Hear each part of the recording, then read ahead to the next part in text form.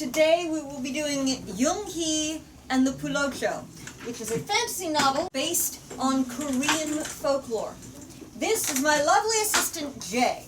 Korean folklore. You're going to notice a distinct lack of Grimm's fairy tales, a distinct lack of Peter Pan, a distinct lack of Western influences, but you'll also notice there are some things that are similar, that are universals.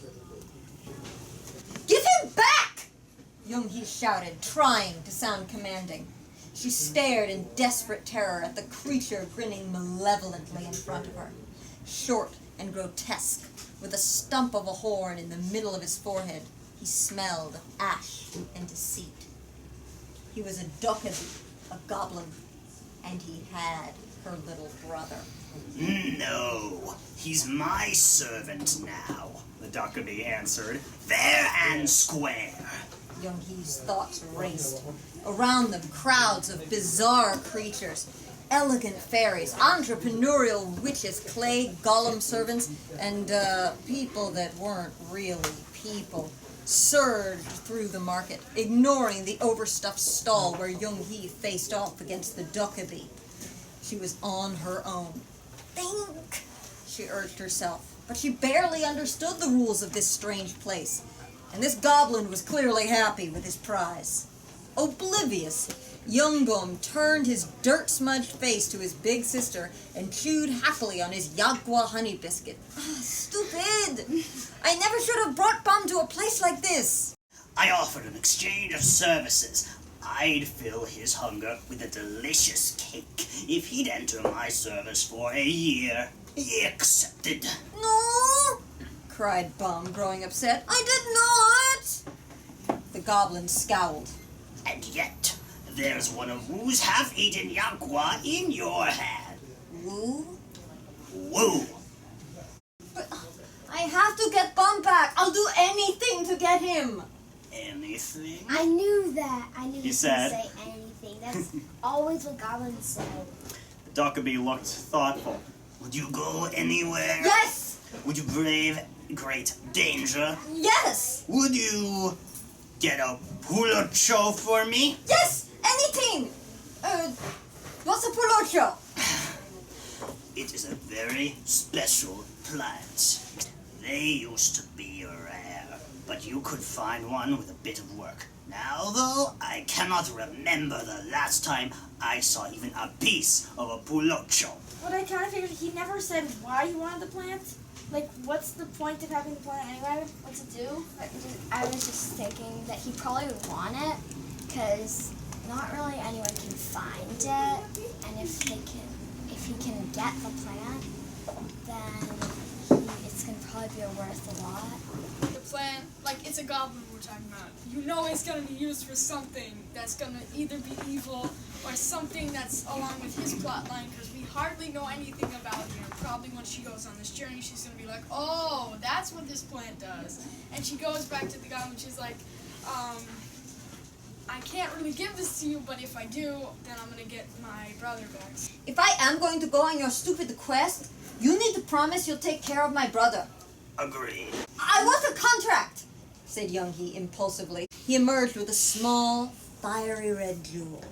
Put this under your tongue. He said, handing the jewel to Young-Hee. If it is under your tongue when you make a promise, the promise cannot be undone. Young-Hee put the dragon jewel to her mouth, gave it a quick sniff, and put it under her tongue, promised to get the Pullocho, and then handed it back. Not bothering to wipe it off, Wu put it straight under his own tongue. She could barely make out what he said, but it sounded like a promise to keep their bargain. He took out the jewel, wrapped it in a small bag, and put it away. He didn't bother to wipe the gem off. Well, So I think yeah. that he's putting it under their tongue. If it's still got the thing from under her tongue, is that also binding her to do something else? The saliva mixing is probably part of the magic. Often there's blood magic, maybe there's spit magic, you don't know. Notice the idea, the universal idea of the double-edged deal. Now, this is not at all based in European or white folklore, but in white folklore, don't we have the devil who makes deals and then tricks you into stuff? Don't we have Reynard the fox who says, oh, I'll do this, but then he does that? You have tales of deals gone bad. You agreed to something and you didn't really understand what you agreed to. Faustian deals. You better get going. The sooner you find the Pullocho, the sooner you can have him back. Young-Hee hugged Bum once more. It took everything she had to walk away. A sadness, deeper and more painful than anything she had felt since her dad went away, cascaded through her. But she had to lock up those feelings and fears and frustrations. Any guesses as to what kind of went away we're talking? Died. Somehow or another. Alright, but no, she didn't say died. She said went away. Keep that in mind. He's gone. He's like, they can't find him in, not the real world, but maybe in this world. I inferred that Young-Hee might probably find her father on her way as she tries to find the plant that the goblin wants. Before she discovered the existence of such fantastic and terrifying places as the Goblin Market, Young-Hee's life had been mostly dull, unremarkable, and endlessly annoying.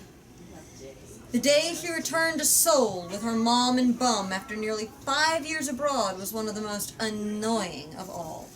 They had lived in the attico of a beautiful old apartment in Buenos Aires for 2 years, then a nice home in Toronto for 3 years.